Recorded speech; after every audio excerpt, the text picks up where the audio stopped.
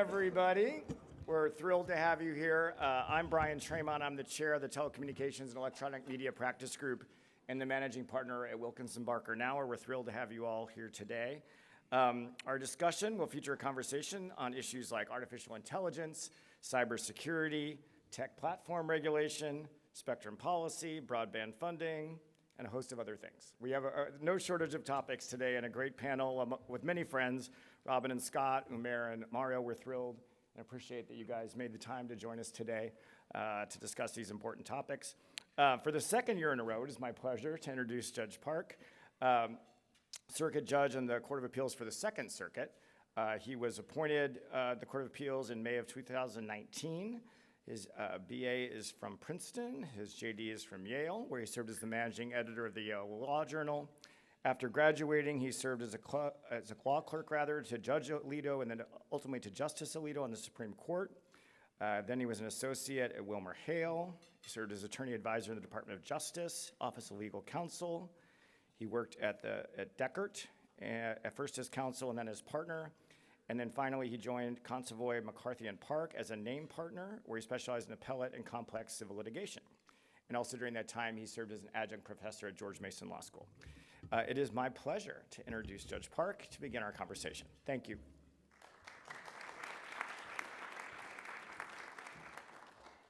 Thanks, Brian, for the introduction, and to the Federalist Society for organizing this panel and for inviting me to moderate.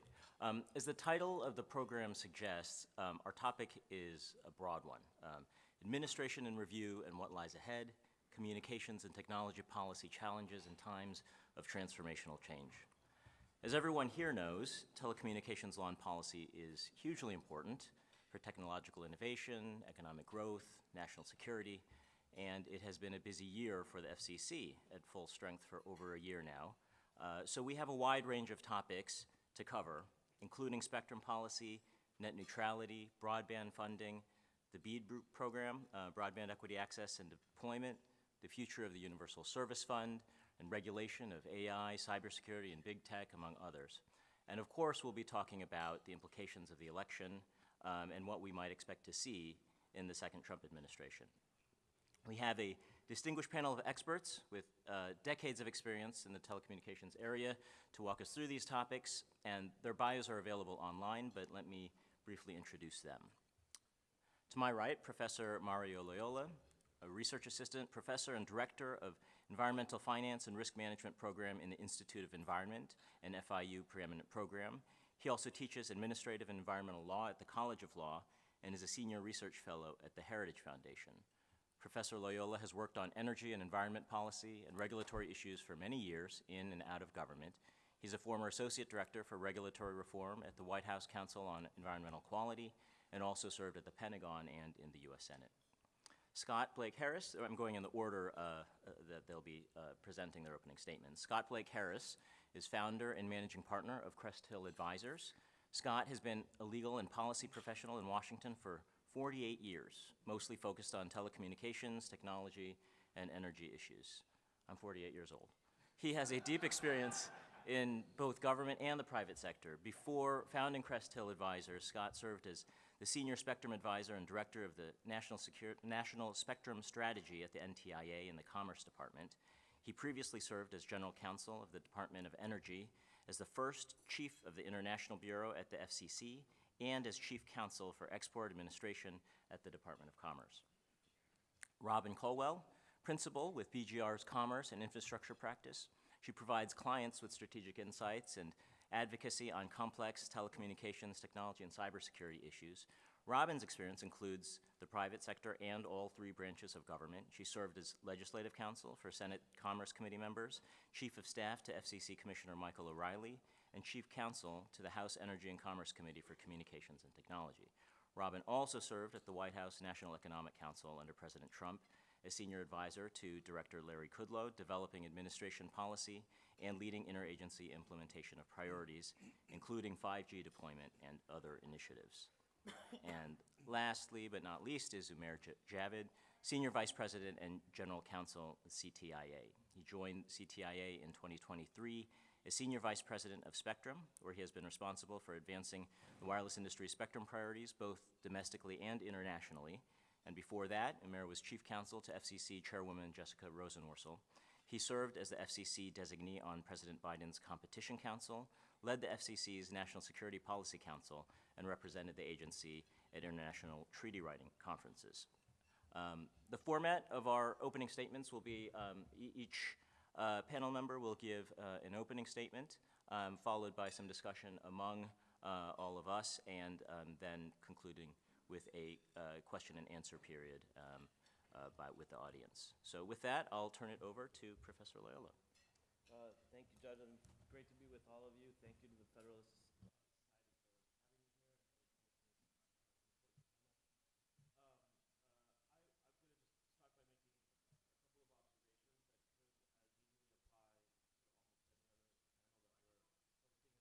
here.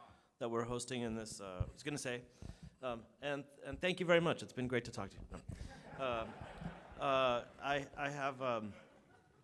I'm going to start by just making a couple of comments that could as easily apply to almost any other topic area that's being discussed at the National Lawyers Convention, which is that almost everything that we're concerned with, everything that Americans worry about and that Americans hope to accomplish in the years and decades ahead depends in one way or another on making sure that America remains or becomes once again an attractive place to do business, to make investments, to innovate, and to create jobs. And for that, we need a competitive framework of regulation and taxation. I mean, an internationally competitive framework of regulation and taxation. And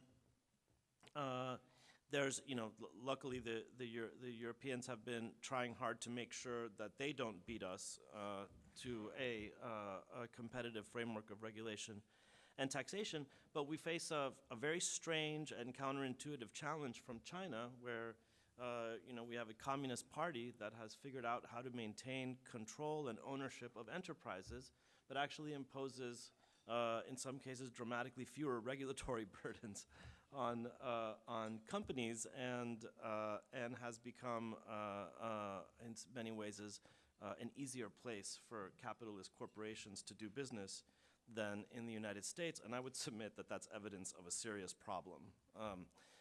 And the problem is that in the last century or so, the United States has gotten really dug in on progressive levels of overregulation and taxation, the whole progressive scheme of government that has really, I think, neutered the genius of the original constitutional structure, which was most exemplified in this hyper competitive economy that we had in the second half of the 19th century, where that genius framework of interstate regulatory and tax competition with very little regulatory or tax activity at the national level, and just an absolute, with progressives, the progressive pejorative race to the bottom is actually a race to the top in the sense of achieving what people will see as an optimal level of regulation and taxation.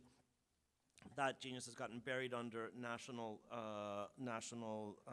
regulation and taxation, that the whole point of which, as Richard Epstein likes to say, was to make the world safe for cartels and monopolies. And so what we've got here now, when America looks to the future, tries to wonder how it can maintain its dominance of innovation and high technology that it's been blessed with in the last 100 years, it faces some very real challenges, and a telecommunications policy highlights many of these challenges. These challenges are not unique to telecommunications policy, but telecoms policy is a good microcosm of a lot of the very serious challenges that we face in trying to come up with a competitive framework of regulation and taxation. The inability to modernize spectrum, to even the allocation of spectrum, particularly where the demand for spectrum is growing the fastest, which is in mid-band, which is where we have wireless communications, shows, all of the problems of vested interests that are using the regulatory regime to protect not just established players, but outmoded ways of doing business and outmoded technologies from disruptive innovations that people greatly prefer. We see that again, we see that in other problems in BEAD funding, the funding for the Broadband Equity Access and Deployment program, which the Biden administration has used to favor wire communications and wire infrastructure, even though for that last segment of the often rural areas that they want to connect, what makes much more sense, both from the point of view of the consumer and the providers, is wireless communication. And so that shows, and this shows another problem that's not common to telecoms policy that we see in Technicolor with the Inflation Reduction Act subsidies for wind and solar, which is that the government subsidies not only represent a misallocation of social resources, but they cause the private sector to misallocate social resources, right? And to misallocate investments.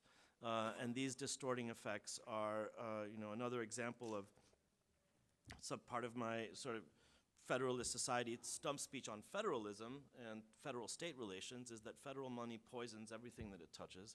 And here is an example of where that's true as well.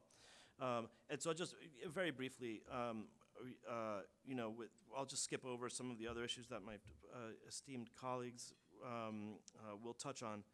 But I just want to make a note about the Federal Communications Commission. I'm at Heritage Foundation, a senior fellow at Heritage Foundation, where the great Ed Meese, we have our Constitutional Law Center is named after Ed Meese. Ed Meese, you will remember, said in his great speech against the Supreme Court's decision in Humphrey's Executor in 1935, agencies are not quasi this or quasi that, his great resounding vindication of the unitary executive. For those of you not familiar, Humphrey's Executor was the decision that said that if Congress charges an agency with exercising judicial or legislative functions, then apparently nobody needs to control it, and it could just run itself.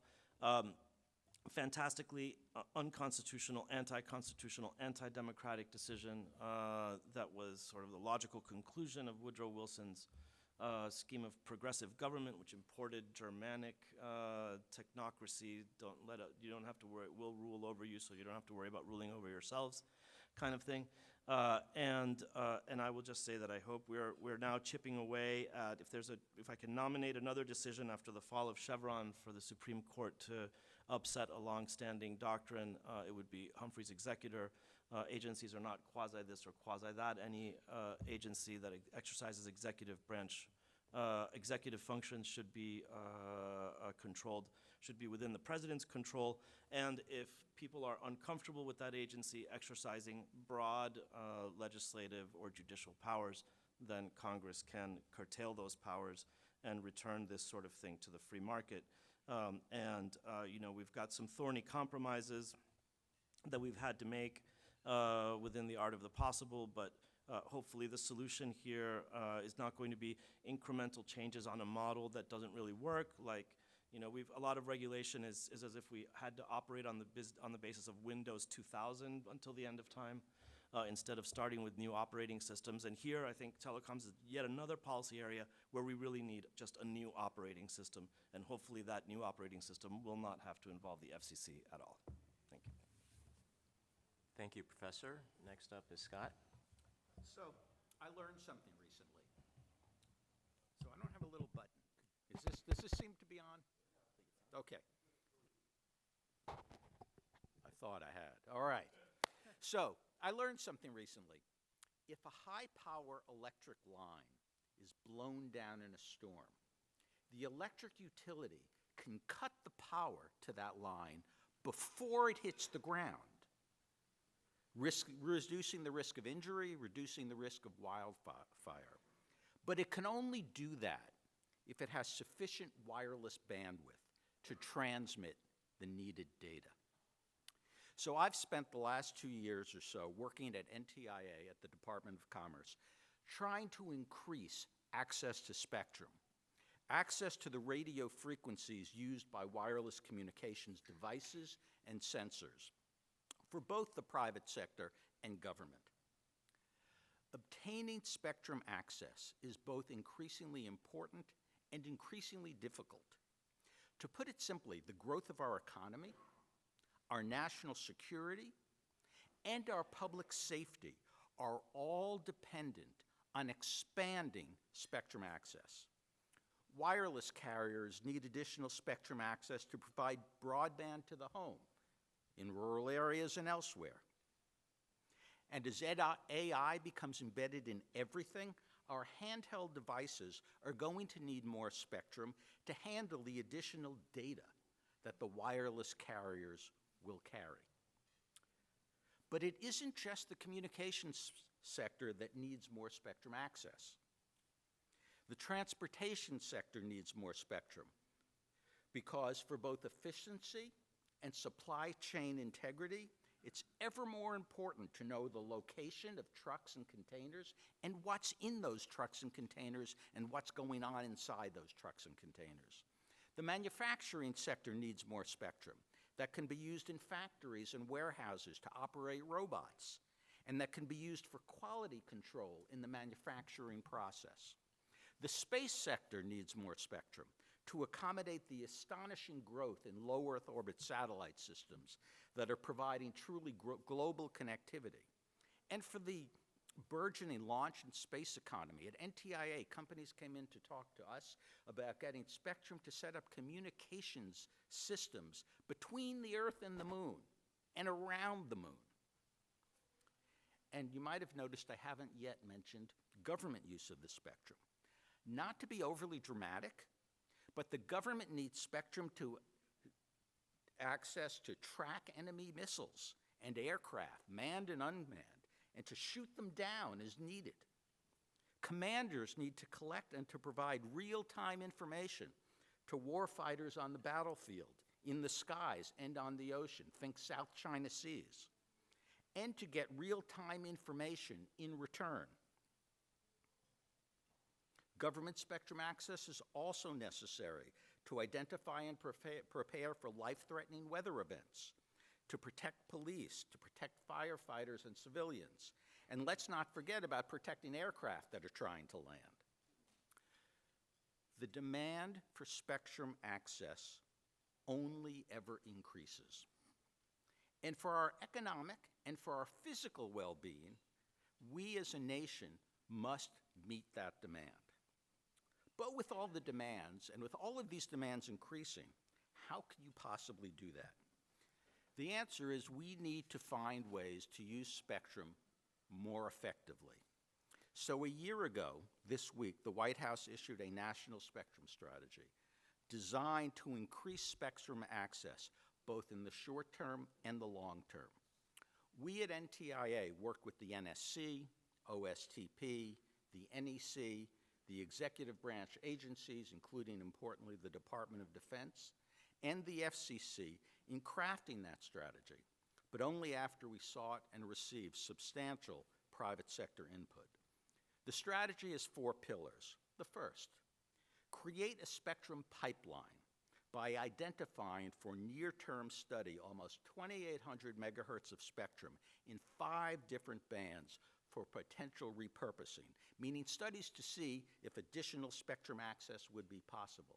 And I don't think it'll shock anyone if I tell you our hypothesis was that yes, more spectrum access is and has to be possible. Second, to create a new long-term spectrum planning process. When we began this effort, we wanted to bring together spectrum stakeholders, both from the public and private sectors. And we found that there was literally no existing mechanism to do that.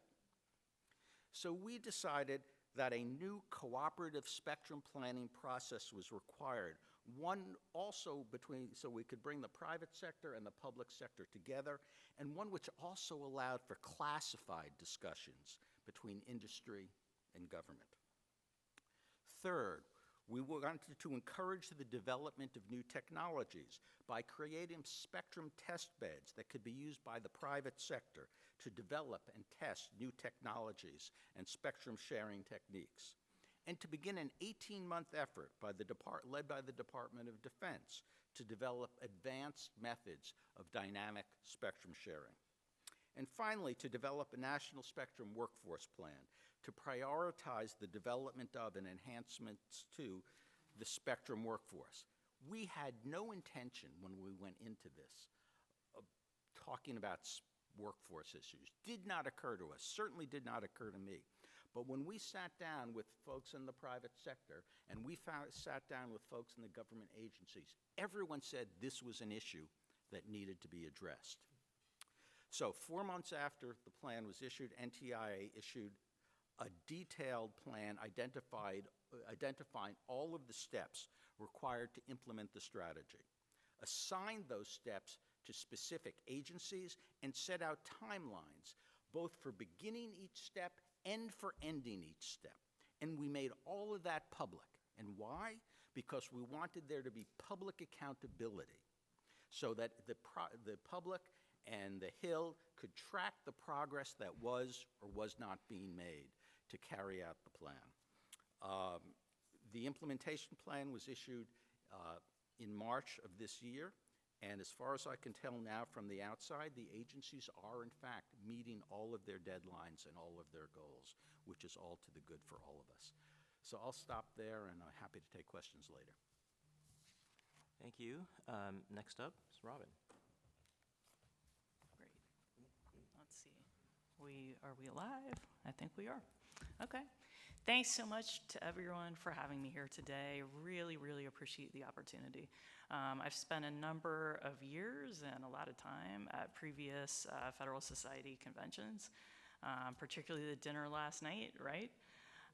Always a really great time, and a lot of time attending panels, but this is my first time actually participating in one, so really appreciate you all having me here. I would say over the number of years, let's see, I first went to Capitol Hill in 2002 and have been working on telecommunications policy ever since, and technology. Each election year, you obviously have a wide variety of reactions to the election results. I think it's fair to say around Federalist Society this time, we can really feel the positive side of that energy. So a lot of enthusiasm and a lot of hopes kind of for what the next 4 years could bring. Change is definitely in the air. Change brings a lot of opportunity and also a lot of risk. With regard to the administration, issues that had been settled very well might not stay settled. I think is kind of the lesson that I've learned over the years of experience, kind of in the different, looking at telecom policy from the different perspectives, from Senate, from House, from FCC, from White House. There's going to be a new slate of political appointees kind of across all these different agencies, a lot of shuffling on the Hill as well, kind of big game of musical chairs is about to start, kind of different chief counsels, and it kind of trickles all the way down.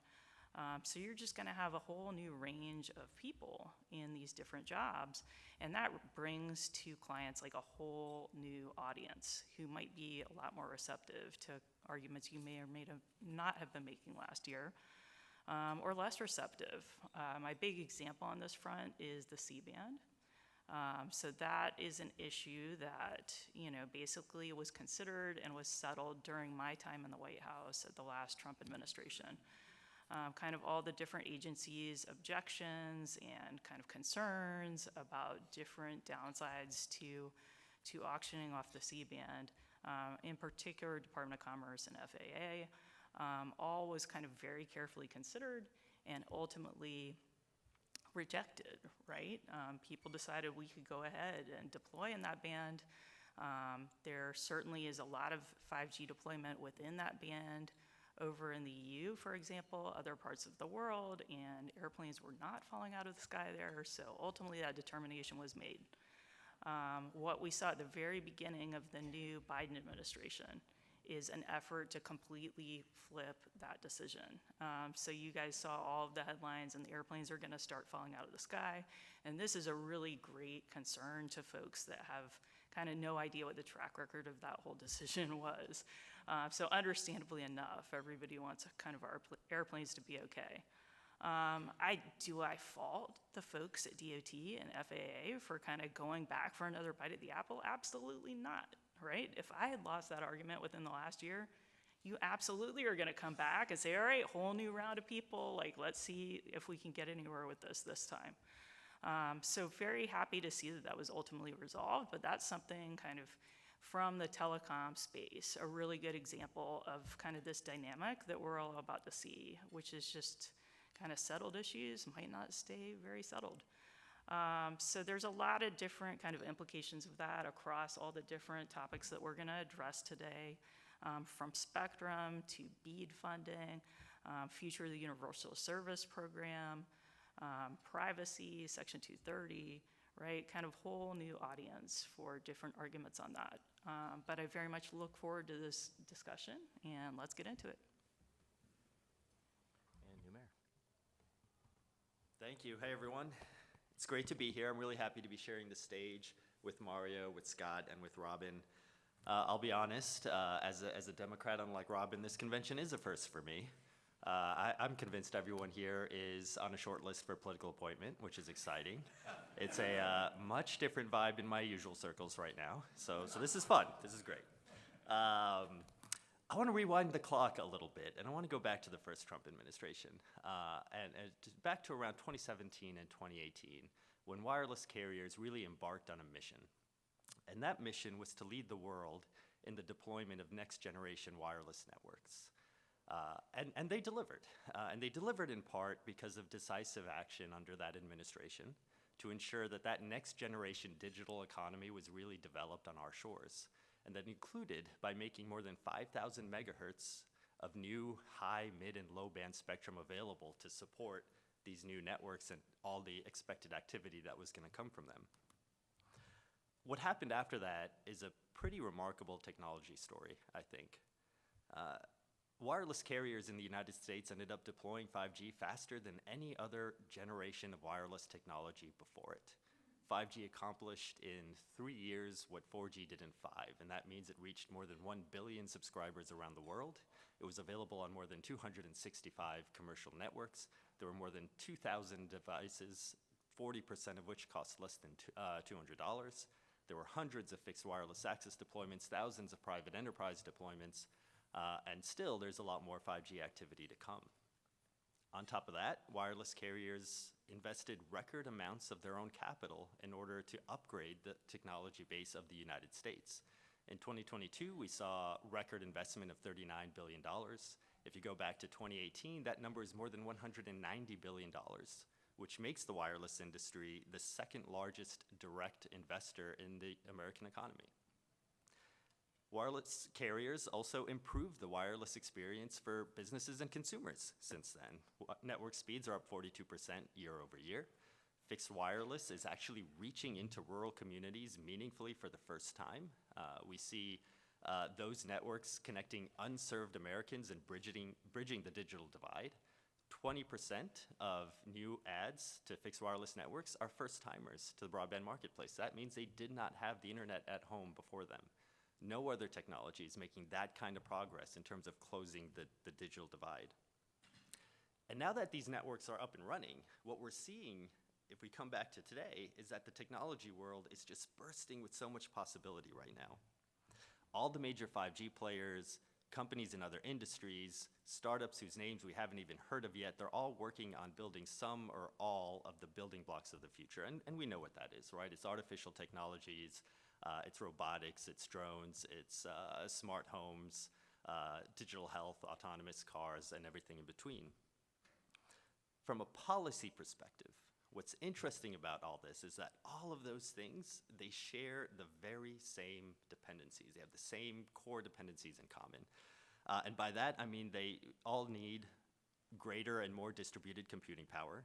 They need new sensors. They need smarter virtual and voice recognition. They need software that's more intelligent and more secure at the same time.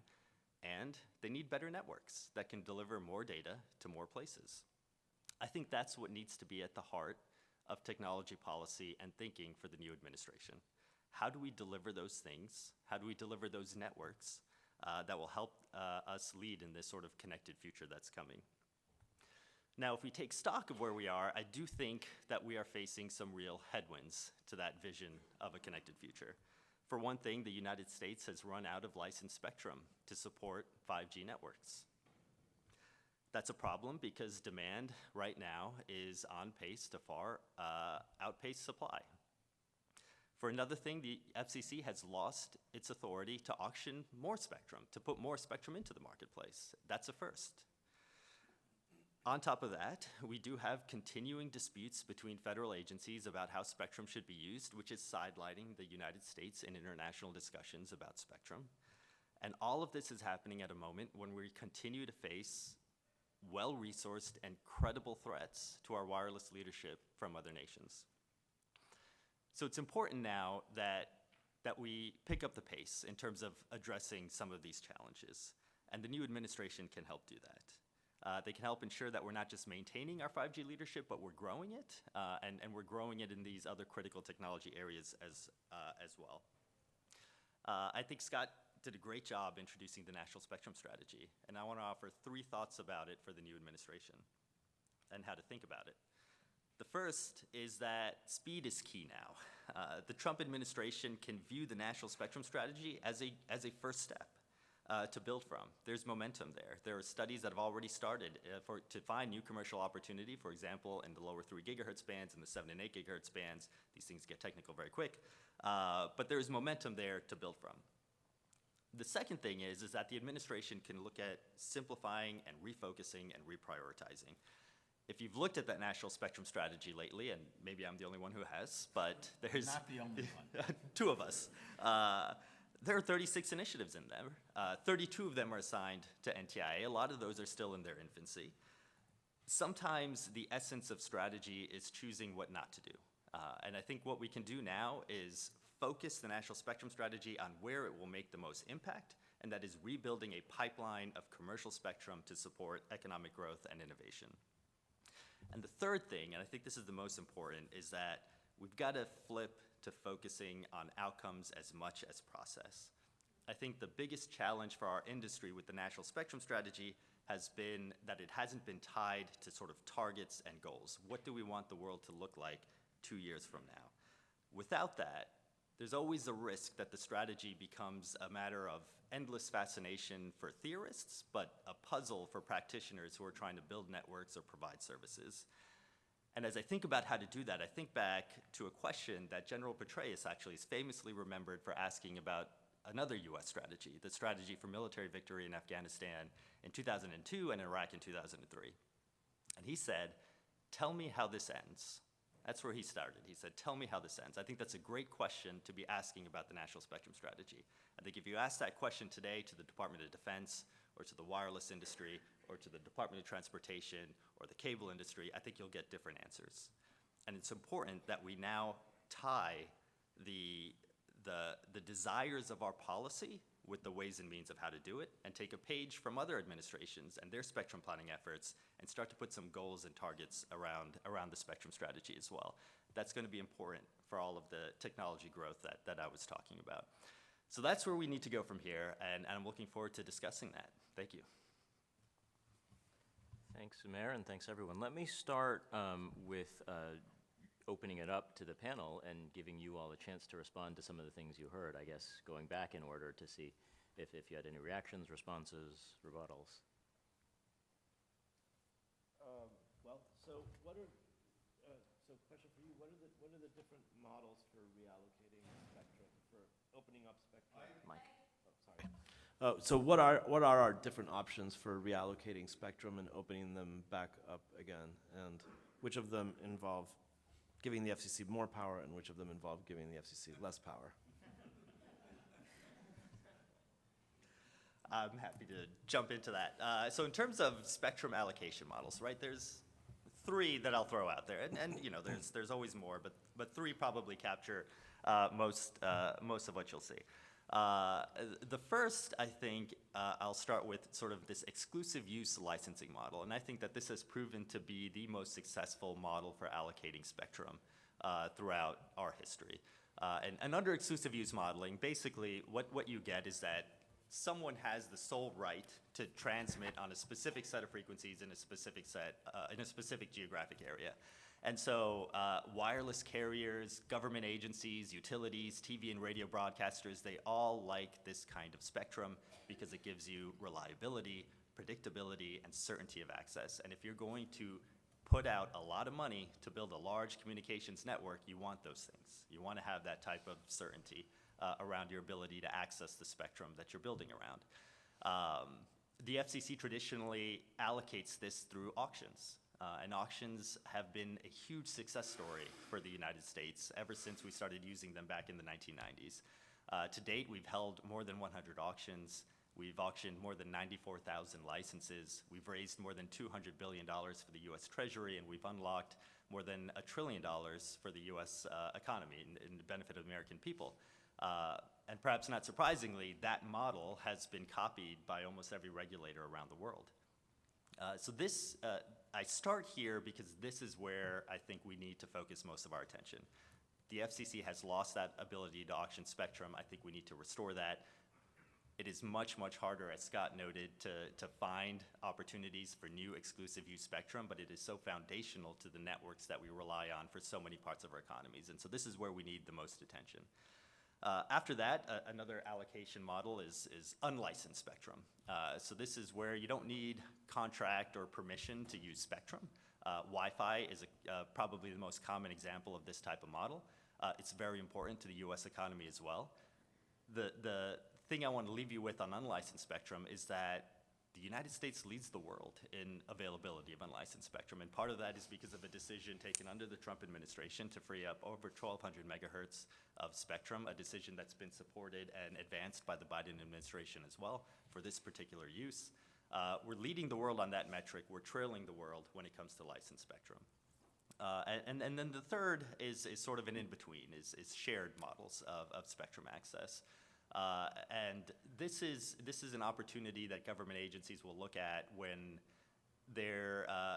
clearing spectrum is not an option in order to allow new entrants to get into it, and so they might find an opportunity for them to share. Obviously, sharing comes with a cost for all of the parties that have to use that spectrum. It sub-optimizes the spectrum for particular uses, but it's another model that's available. One other thing I'd say about the auction model, it generates an enormous amount of revenue, and with that revenue, you can compensate government agencies or private parties which need to vacate the spectrum. So while the Department of Defense may not want to move this particular system, with the amount of money generated by the auctions, it can be paid and compensated for moving its systems and improving its systems and create an incentive to create more spectrum availability for the private sector. And without auction authority, actually none of that is possible. And that works with the private sector as well. At C-band, it was used by the private sector by satellite companies. They were compensated for moving off of the spectrum, which was better allocated for terrestrial wireless networks. One other thing about the spectrum strategy, though, is that we actually did have anticipated outcomes built in, right? And if you get into the details of the studies that are outlined, it actually becomes more obvious. So if you look at the lower 3 gigahertz band, we're talking about wireless broadband. You're talking about 7/8. You're talking the 7/8 gigahertz bands. It's focused on wireless broadbands, and the first thing to be studied is exclusive high-powered use. It may not come out that way, but that's what's being studied. So there is actually a goal there. At 5 gigahertz, we're looking at spectrum for unmanned aerial systems, drones. We need more spectrum for that. At 18 gigahertz, we're looking at satellite systems. And if you go into the studies, actually, you will see goals there. The one thing it won't tell you is what the outcome of the study will be, because after all, they are, I don't know, studies. And it's amazing how complicated and difficult the technical part of this stuff is, something I will not understand. But the last thing you want to do, it seems to me, and I want more private sector spectrum, is for a military commander to find out he can't communicate with a jet that's over the South Pacific. You don't want to screw that up. And so that's why, in my personal view, having these studies are critical to getting the right result. You can have goals, you can have plans, but you need to actually do the work. And by the way, in terms of the new administration coming in, this is profoundly nonpartisan. There are real divides here, right? You go talk to the Senate Armed Services Committee, you go talk to the Senate Commerce Committee, you get two very different views, but it's not partisan based. Yeah, so I would agree with a lot of what my colleagues have said up here. Would note the last time we actually kind of were able to free up some spectrum to be auctioned is while I was at the White House. So that was done under the ambit process, under which we freed up 3.45 pretty much for exclusive use. A little bit of kind of caveats and wiggle room there. I think technically you could have called ambit spectrum sharing, right? Because we were able to kind of carve out specific geolocations around some specific systems at some specific bases. But for the most part, we were able to clear that spectrum in the entire continental United States. What I would say about this whole process and the auction authority discussion, right now, you know, my colleagues have done a lot of really great work, I think, with the National Spectrum Strategy and kind of moving things forward on some studies. But right now, I mean, the reality is spectrum pipeline is dry. There's just nothing in there to even think about auctioning. We're nowhere near close to agreement on any band to kind of even be in that pipeline. I use, for folks that aren't kind of familiar with the spectrum conversation, which a lot of telecom people even are not, right? If you're more focused in the media or the wireline side, spectrum's a little bit opaque, right? But it's pretty simple. I use kind of the Girl Scout cookie analogy. That's like some experience that I had in my past. The FCC chairman has a ton of authority in a lot of different areas in telecom. But with regard to spectrum, basically their role here in the Girl Scout cookie analogy, they're the salesman, right? They gotta have some cookies to sell. So that's what they do. They run the auctions. The FCC does an amazing, amazing job with a model that's copied all throughout the world. But if they don't have any cookies to sell, they can't kind of go door to door and be selling the cookies, right? So where do the cookies get made? That's in the administration, and that's just a much, much, much harder process. That generally is a consensus type of process. So my hat is completely off to Scott with what he was able to accomplish as the National Spectrum Strategy. While I was in the White House, I shepherded, you know, potentially kind of a predecessor effort to that, or a complementary effort to that, let's call it. It was the National Strategy to Secure 5G. We got that out the door, and also right on the eve of kind of the change of administrations, the implementation strategy for that.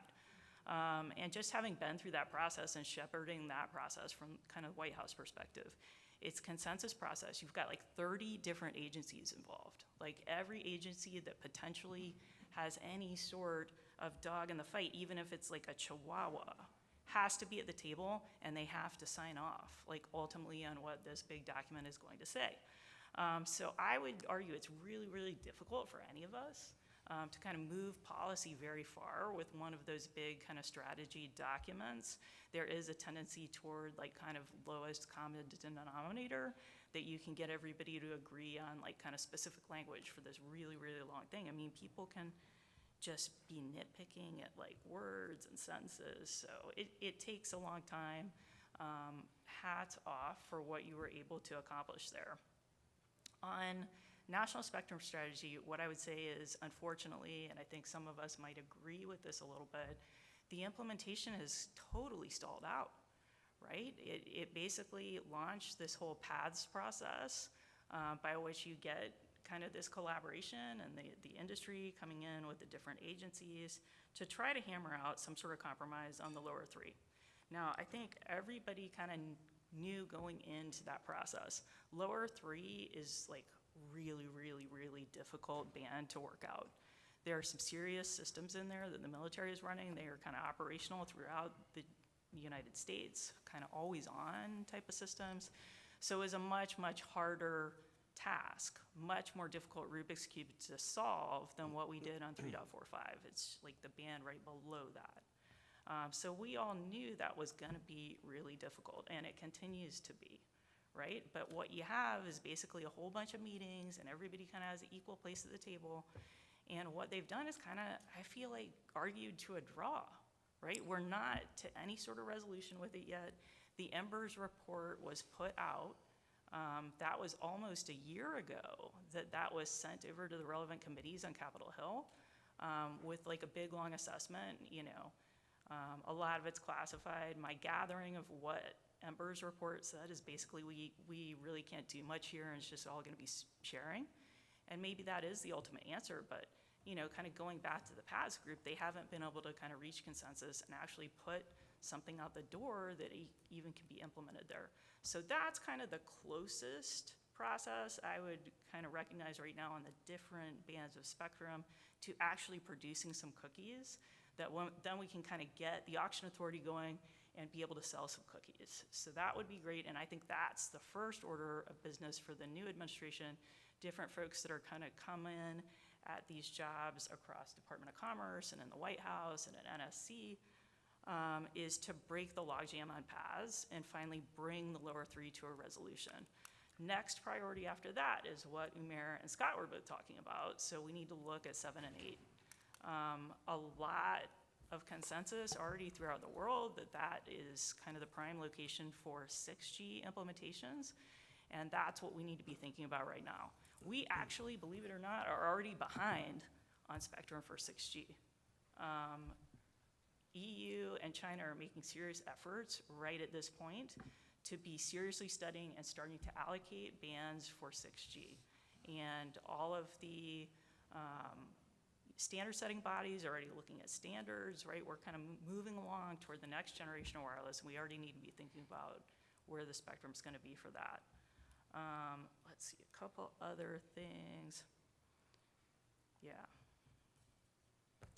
I would agree, exclusive use so far, a really successful model, but sometimes sharing is the only thing you're gonna be able to get. I think, like, realistically, a lot of us think lower three is kind of one of those cases. So I think it is really important to kind of continue the process of what Scott was talking about, of getting much, much better, much more precise dynamic spectrum sharing technologies to be developed, right? Because if sharing is gonna be a solution in one of these bands, we wanna be able to squeeze as much juice out of that band and get everybody to be able to use it as much as possible. Kind of a primitive implementation of that, of course, was CBRS at 3.5. There's technology in there right now kind of managing that. I think it's a good question. Like, can we do better than that technology in CBRS right now?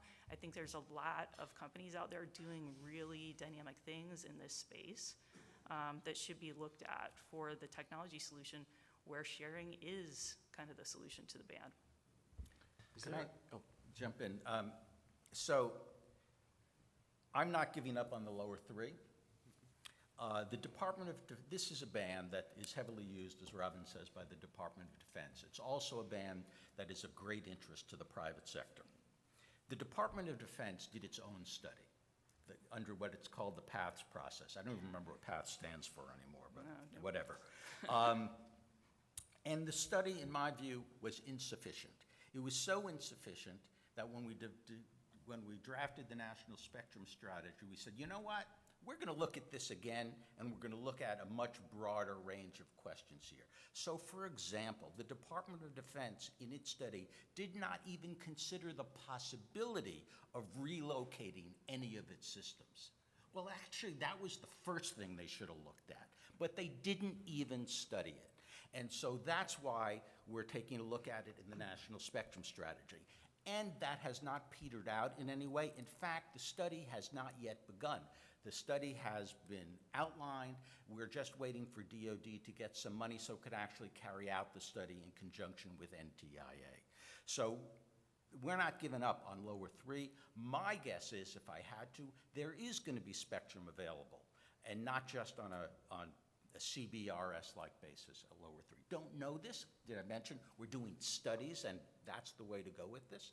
But what the Trump administration can do and should do is hold everybody to those deadlines. We knew an election was coming up, right? When we put this the implementation plan in place. The language is actually precise. It says who's going to run each of the parts of the study, which agencies are going to be in charge of what, and by what dates they need to do stuff. If the agencies are held to that, you will have spectrum to auction, assuming Congress gives us auction authority back, in time for the wireless carriers to do what they need to do for 5G and 6G. We timed it all out. We spoke to the private sector. We knew by when they said they wanted the spectrum available for auction. We can meet those deadlines. We can meet their needs, provided that the dates in that implementation plan are adhered to, and they should be. Maybe I can just pull on one thread that Robin was talking about as well, which is sharing and sort of what is the role of it, what's the future of it. Look, I think the United States has to get better at sharing. I think it will get better at sharing.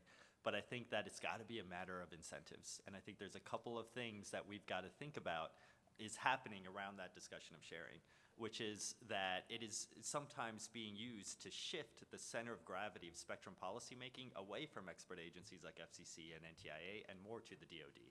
Through processes like PATS or other things. And that's something that I think we really have to pay attention to. When the DoD talks about sharing today, actually let me take a step back. There's spectrum sharing that Robin was talking about, like the AMBIT program, which I think was a success and the type of sharing that's available today and that we should explore.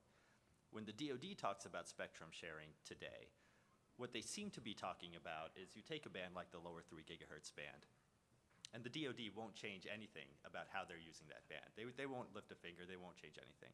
And if the wireless industry can figure out how to weave in between those existing uses, and if they can do that using limited information, because there's some classified uses in there that you'll never know about, and if they can do it using the absolute worst cases assumptions about interference, if you can take all that and show that, yeah, you can weave in, then the DoD says, sure, we'll let you in. But if we need it again in the future, we'll kick you right back out.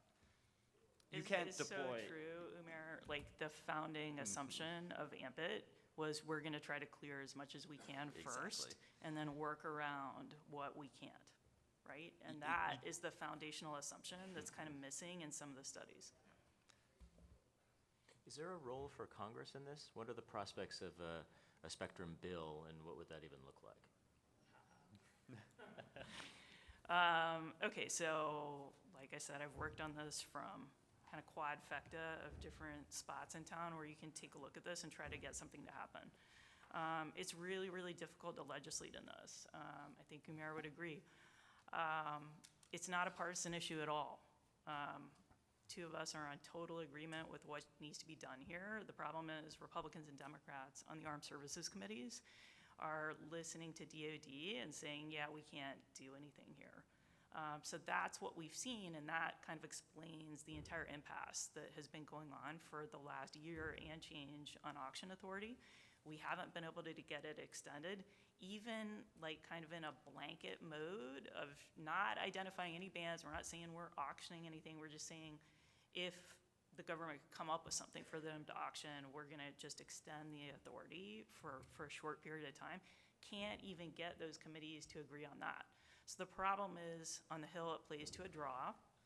The problem is, in the administration, it also tends to play to a draw, right? Because you're running these interagency processes, and the DoD is a really big foot kind of in that discussion, kind of no matter who else you have at the table. What happened in AMBIT, frankly, that broke kind of the system here is that President Trump himself told the DoD that they had to work with us and kind of cough up the data as to the systems that were in that band and try to work something out with us. And again, that kind of came down to what Scott was saying of actually setting some targets and some goals. So when we went into that discussion and when we had that principal level meeting, there was a target put on that we were looking to meet, and we were able to meet it. But I mean, really, who else but the president is going to be able to tell DoD, you got to actually work with these guys on this? And so I do have kind of hope for this second term that someone might be able to make that happen again. I share the hope. I think that we've got, it seems like the opportunity to pass spectrum legislation is higher than it's been in a very long time right now. And we've got opportunities like reconciliation and other opportunities in which to actually explore that and move that forward. Senators Cruz and Thune have a Spectrum Pipeline Act that I think will probably be the starting point of a conversation. Well, Robin was saying that this is bipartisan, I think is absolutely true. And the reality is that we know how to do this. Congress has enacted multi-year extensions of the FCC's auction authority many, many times before. And they've always done it with a pipeline of new spectrum for the FCC to auction. That's the model that's in the Cruz and Thune bill. That's the model that we need to follow now. There's certainly going to be some headwinds to overcome, but I'm optimistic. And I would just jump in and say that hopefully all of, the next congressional authorization here will observe these basic principles of, being technology neutral, being as pro-innovation as possible, not favoring established players, because DoD is not the only vested interest in the current system that will block innovation. And we see in other policy areas, autonomous vehicles, energy that recipients of current benefits, there's nothing that people defend as vigorously as an unfair advantage that the government has given them over others. And so I hope that we will be able to maintain this, a framework that favors disruptive innovation as much as possible, right? This is something where I think we can be very hopeful that Elon Musk will have a real impact. Elon Musk is undertaking a big project to advance government efficiency. He faces a tall learning curve in many areas because the problem is much worse than he realizes. But one area where he's not going to necessarily face that tall of a learning curve is spectrum, because Starlink is a very disruptive innovation, which has already been on the receiving end of political, some would say political action to head it off at the pass. And hopefully Congress will be able to take the attitude that it had in the 1990s at the dawn of the internet, when people like Ira Magaziner, Clinton's advisor, took a sort of super pro-innovation approach to the development of the internet, and take a similar approach to spectrum. Let me move us away from spectrum for a minute and ask about.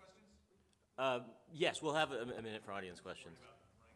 Sure. Let me just ask one quick question then about the Universal Service Fund. And there was a Fifth Circuit decision earlier this year holding that system unconstitutional as a unlawful, unconstitutional delegation of taxing authority. What's happening on the legal front there? I know that opened up a circuit split, and what's next for funding projects in that space? So I think this is a problem absolutely needs to be and will be addressed by the Hill. Unclear whether Supreme Court's going to grant cert. Everybody's kind of waiting for that decision to kind of see what happens next. But we are in a situation here, programs have been declared unconstitutional.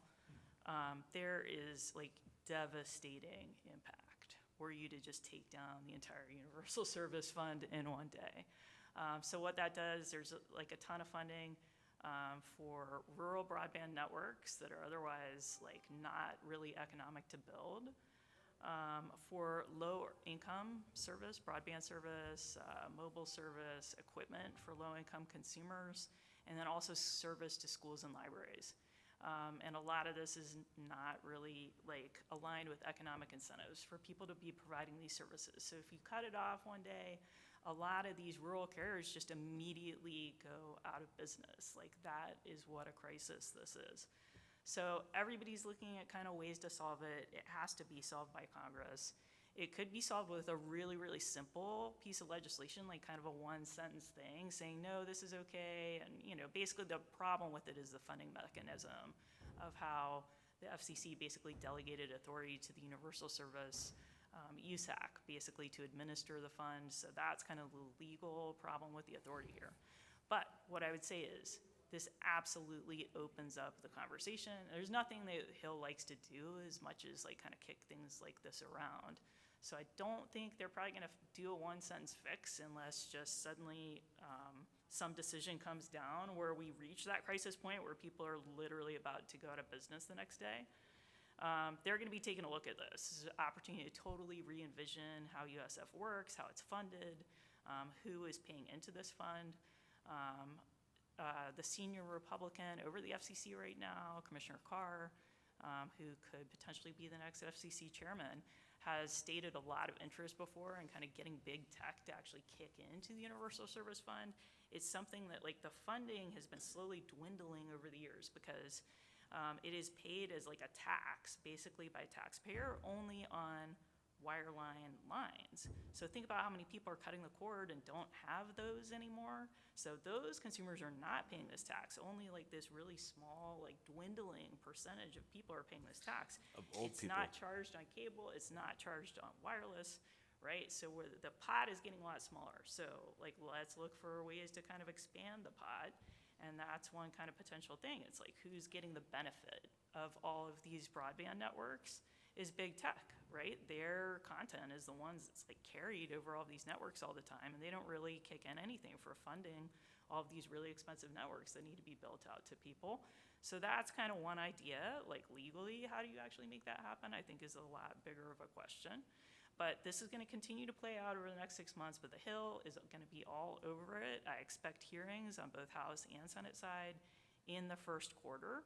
So through those hearings, we're going to get to hear aired out like kind of everybody's ideas about how you would tweak this, 'cause it really opens the door to kind of anything. And can I just jump into it and say that this is one area where government efficiency, I mean, one important principle of government efficiency is how much is every dollar of benefit to the beneficiary actually costing society. I don't think there's any I love the idea behind the Americans with Disabilities Act, but I think that every dollar of benefit to the disabled might be costing people $300,000 or something like that. And we have something similar with the Universal Service Fund. It's possible that every providing service to every beneficiary costs $5,000 or $10,000 a year, and it's quite obvious that the private sector could do that much more cheaply. So hopefully we'll be able to have some kind of rational cost-benefit analysis in Congress, which is not. Maybe they need remedial education on cost-benefit analysis. But. All right, we've got about 20 minutes remaining for audience questions, so whoever would like to ask a question for the panel.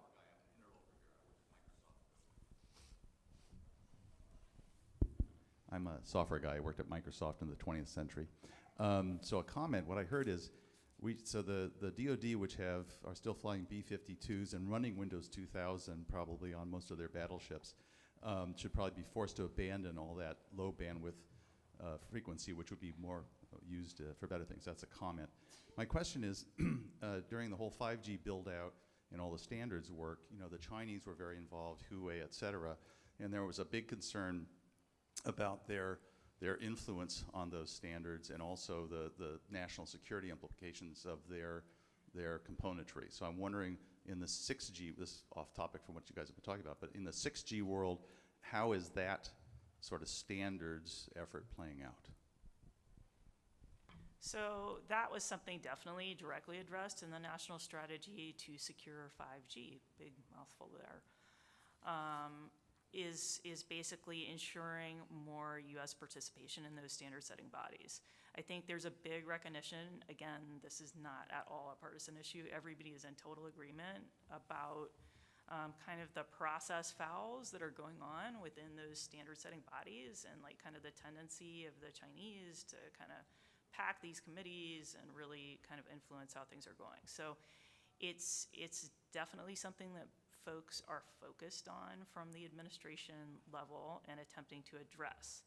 For us as Americans, it's a really fine line between making sure that our companies are able to participate in those and doing some sort of top-down government direction of what America should be doing in those, right? So we don't act like China, we're not trying to out-China China, but it's a huge concern. And something that folks continue to try to address, and it absolutely will be on the table for the next administration to kind of see what you can do here. It's like, you know, all the way down to the level. One of the kind of sub-issues when I was working on this is that, you know, some of our folks from companies like Microsoft being disqualified because of kind of having anything to do with any sort of project that was anywhere in China, and then like they're just suddenly off the table to be, and so we don't want that effect. We want absolutely full, robust US company participation in these things, and we want to support that however we can, but it's a little bit of a balance ideologically. How can the government do that without overstepping into directing that? Yeah, completely agree. I think the first thing I would say is that this problem of the Chinese government exerting influence in standards bodies is not unique to 5G or 6G. And so you see it at the International Telecommunication Union, you see it in working bodies that develop Wi-Fi standards. This is a problem that's broader than any singular technology. The second thing that I would say is that for the United States, I think we've got to do a little bit of looking into sort of what are the voluntary consensus-based standards organizations where we get the most value, where we really need to focus, right? There are probably bodies where the Chinese government is exerting influence and all we're doing there is playing defense. There are bodies where we are actually pushing forward the standards that are going to matter for the United States and prioritizing sort of how do we address this problem in that way as well. I think what Robin said about private sector leadership in these standards efforts is absolutely critical. The government is going to need help in order to do that. But ultimately, I think the best answer to Huawei in that challenge is exactly what Robin said. The United States needs to lead. We need to lead domestically. We need to have positions that we can take forward internationally as well. And can I just add one more thing too? I'm very pro-innovation, but the B-52 will never be old. Thank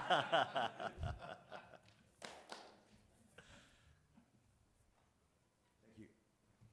Is this, it's on? G'day, my name's Mitch. I'm from Australia. Just wanted to make two comments. One wearing a former hat of mine, which was our ambassador to the United Nations, and that is the importance of coordinating with like-minded countries to make sure that we get elected to positions such as the Secretary-General of the ITU, people who take a positive and independent approach. Very fortunate now that we have an American national as Secretary-General of the ITU. There was a Chinese national for 10 years beforehand. So we have to be very vigilant and we have to look ahead in these international standard-setting bodies to make sure that we have people from countries that are like-minded in a strong campaigning position to get elected. That's the first comment I want to make, because it's something historically that like-minded countries have not done well. And Doreen's election, though, was an exception, and that was great. The other is wearing... CTIA, I need to say, are very proud of Doreen, who's a former NTIA staffer. Here, here, And here, it was here. a all of government effort to help her get elected to run the ITU. A big, big deal. That's right. All of government effort with international partners as well. The other comment or observation I want to make, wearing another former hat of mine, which was Australia's Minister for Telecommunications and Cyber Safety, is you mentioned American leadership with issues such as Huawei and security and their participation.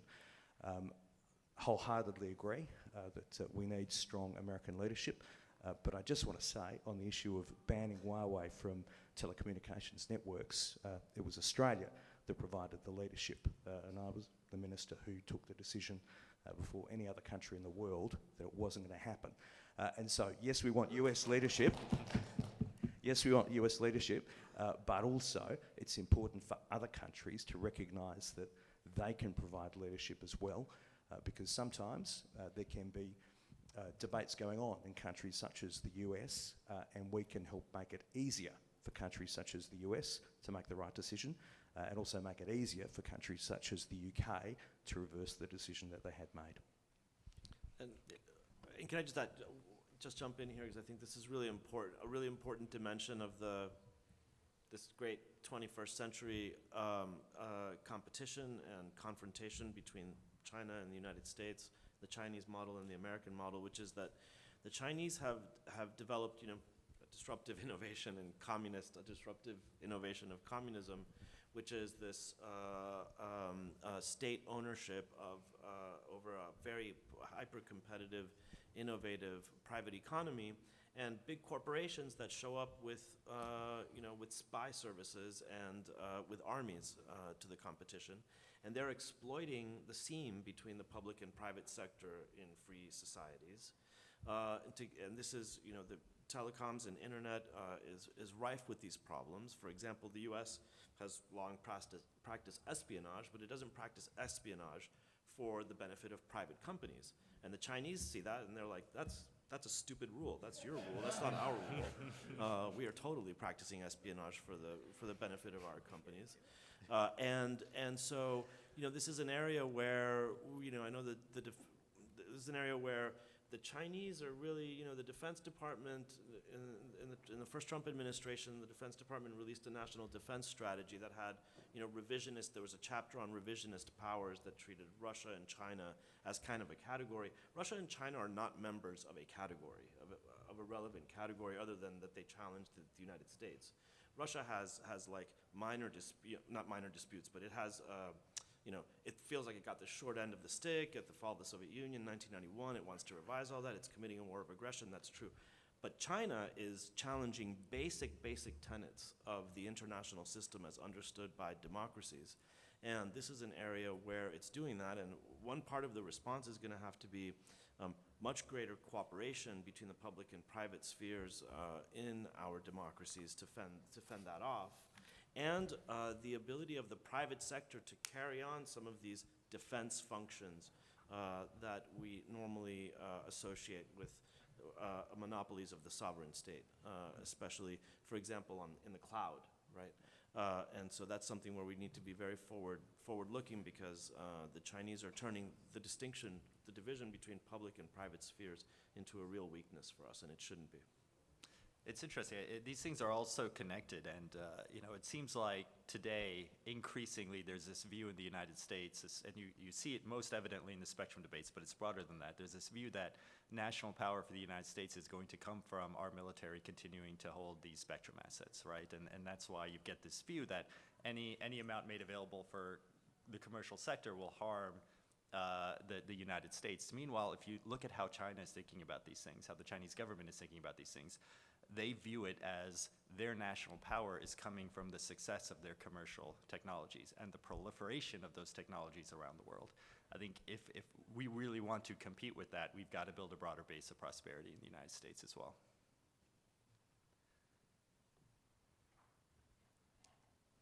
Any other questions? Yeah.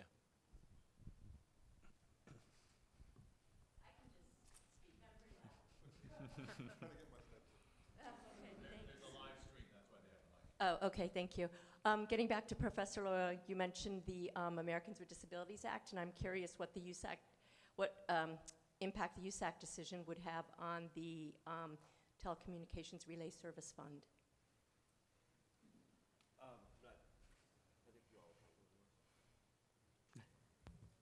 Just like everything else in there, blown up. Okay. Right? Okay. I mean, this is really cataclysmic, right? We're the Fifth Circuit decision to hold. It just takes down everything immediately. And is there a reason that those functions couldn't be brought back into the FCC? Would that fix it? FCC would have to look and kind of go over, and they do this stuff all the time, right? Like, let's review everything in the Communications Act and come up with some other potential source of statutory authority to be able to continue that service. I haven't looked at that myself. I don't know what that would be. I'm sure they could come up with some sort of answer, like maybe it works under here. But ultimately, the USF bigger question's going to have to be solved, kind of for the future of all these different programs. Yeah, I think that it depends on what happens, right? There's ultimately part of it comes down to the non-delegation doctrine, right? And there's two questions related to that. Was the delegation from Congress to the FCC, was that an appropriate delegation? And then was the delegation from the FCC to the USAC also appropriate? And so the Fifth Circuit decision was a little bit ambiguous with that. It didn't come out and straightforwardly say that either of those was unconstitutional, but it said that whole scheme together was. And so I think as we piece that apart and understand that a little better, questions like that will become a little more clear. Beyond the legal issue, I think there's been consensus in town for a long time that the USF system as currently constituted is broken and has needed to be revised. And we couldn't come to consensus how to do it, so it just chugged along. If nothing else, even if it doesn't survive, I think the Fifth Circuit decision is basically handing it back to Congress and saying, you know what, now really is time to come up with a better system. Now is time to fix it. And I think, again, there's broad consensus that it needs to be fixed. And the devil is, of course, always in the details, but I think Congress will take it and will come up with some way of redoing the way USF is done. I mean, yes, this would definitely be just kind of the courts punting back and saying, go fish, right, essentially, to Congress. As I said, it's always on the table. This can be fixed with one sentence. And so that ultimately, right, if it gets blown up, is the question for Congress. Do we just want to like do one sentence and kind of maintain status quo and kick this can down the road? Which, you know, to be honest, we've seen Congress do a lot of on a whole lot of varying issues. So that option is kind of there, but I don't think that'll happen without at least opening up the discussion. But we do see, it is an important milestone in what we see as a progression, especially with this. Maybe what's going to go down is probably one of the key defining features of this period in the Roberts Court, which is that the courts and now the federal judiciary behind the Supreme Court, following the footsteps of the Supreme Court, is becoming increasingly focused on the separation of powers as a principle that needs to be applied in all cases. And that is a principle that cannot be escaped. And because it needs to be applied in all cases, it's becoming a rule of decision, not just in stuff like West Virginia and Chevron, the Loper-Bright decision, but all across the board. And you know, this is really, really profound historical development, because as I mentioned at the outset, you know, one way to think about the birth of the progressive state is that, you know, Woodrow Wilson did his PhD at Johns Hopkins, which at the time was like a hotbed of Germanophile political philosophy in the United States. And of course the Germans believed in let us rule over you so that to save you the trouble of having to rule over yourselves. And that's how we got agencies that do legislation and judging as well as law enforcement grafted onto a constitutional scheme that is totally incompatible with that idea, which is the constitutional scheme of separated powers. And so I think that you see between this and Jarchese, I think that you're going to see when they punt the ball back to Congress, Congress is going to have to take cognizance of the fact that this is not just an isolated ruling, but it's a steady erosion of the ability to set up agencies that perform these multiple functions, and thank God. Time for one or two more questions. Right there. I was just wondering if you could speak just a little bit more about cybersecurity. I'll throw it to anybody on the panel. Just what are some of the bigger issues that you're seeing in this realm? I mean, we see we see these things on the front page of the paper every day. So I'm just curious as to kind of what big issues you're tracking. Well, I could just jump in on that and say that cybersecurity is the prime example of the problem I mentioned a moment ago, of the Chinese, for example, exploiting the seam between public and private sectors. And here the way to think about it is that the US government cannot defend private networks from a cyber attack because the Fourth Amendment prohibits their presence on the private network, right? So the government cannot be, in order for the government to defend private networks from a cyber attack, it has to be essentially surveilling the private network.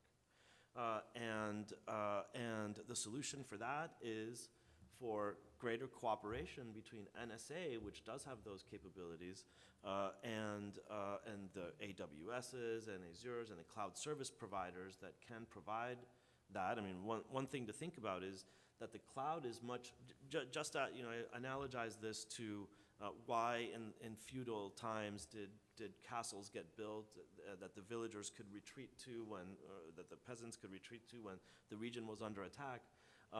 because they couldn't defend themselves in their little abodes. And part of the problem that we have with cybersecurity is everybody is trying to defend themselves in their little abode with McAfee or whatever, and that's People's Liberation Army section, whatever it is, 5210, will get inside your little abode in a second.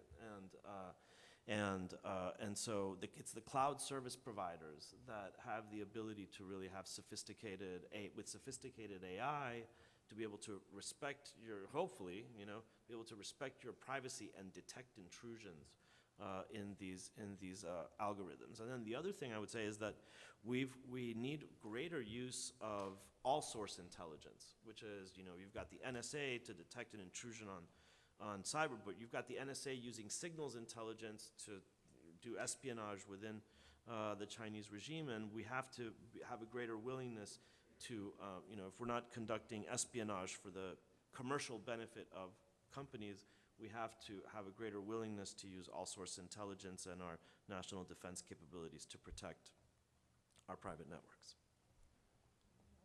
All right, one more question. One last question. So I took a Starlink to 74 degrees north in Canada, July last year. Got 140 meg down, 40 meg up. That's pretty amazing. When I read about these rural broadband things here, it seems like it'd be just cheaper to let them buy Starlinks. I'm an investor in a rocket launch company in Seattle. Not that we need another one. We have another one. Their rockets will fly every day.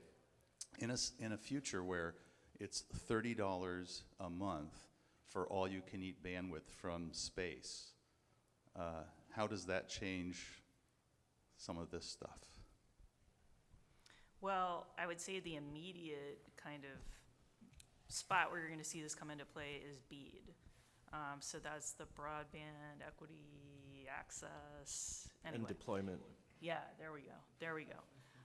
So that was under the IIJA, $45 billion of funding for basically the NTIA. Yeah, NTIA is supposed to put out to all the states is the model. So that's different than like a way a lot of the federal grant programs run. USF kind of directly funds things to carriers to deploy directly. This was all being filtered through the states, but the states have to submit a plan to NTIA, and then they gotta get that plan approved.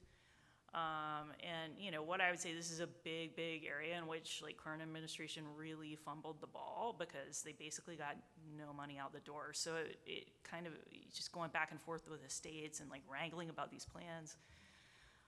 So it actually became a campaign issue in the last 6 months of like, oh, these guys got $45 billion and like 0 Americans have been connected. We're at a space now, right, where they are actually have approved like a few of these state plans, going to try to get a little bit of money out the door, but there's huge fiber bias built into the rules. And it goes back to exactly what I was talking about at the top of this whole thing. This is a prime issue like C-band with the last administration, where there's a huge open door right now for something that was settled to be completely unsettled.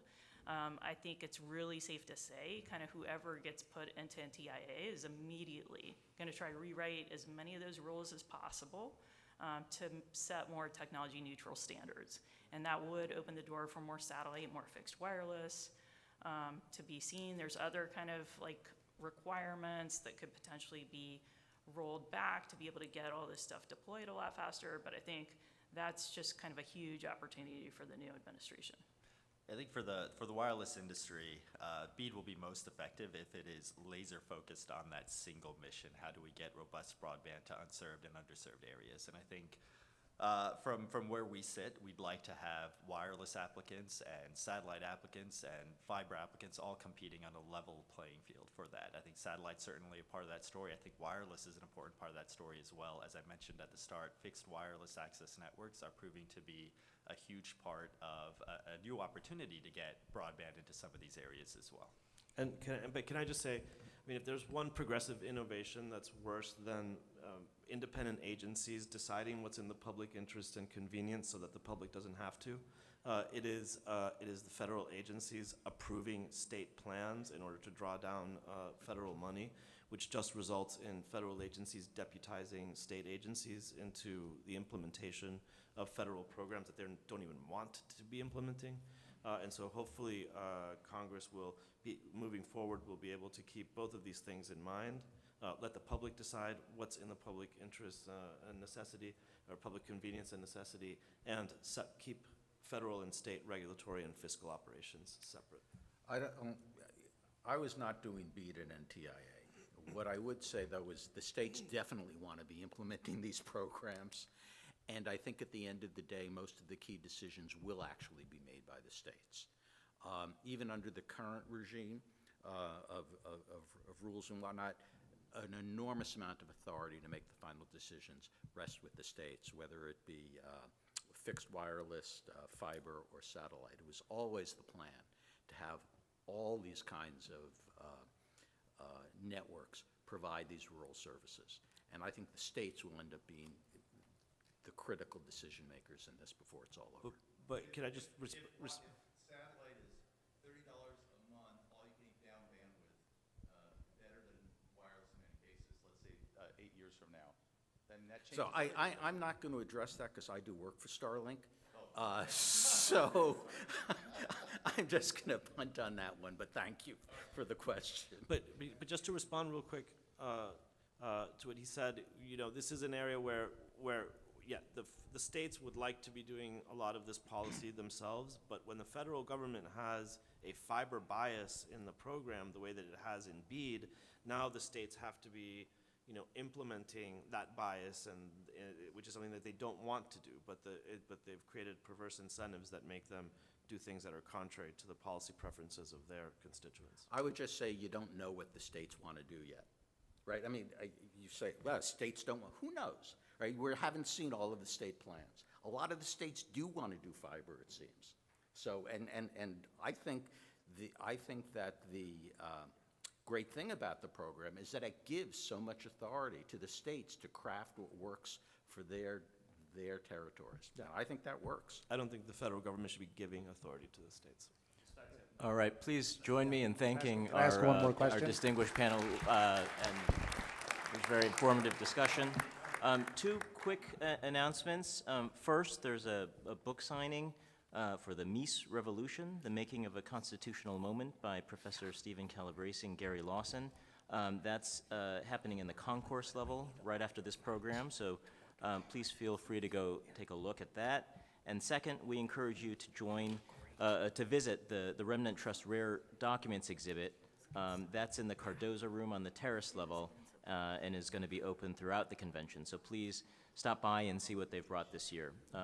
We're now headed to a networking break back in the schedule, and the next programming will begin at 3. With that, thanks. We're adjourned.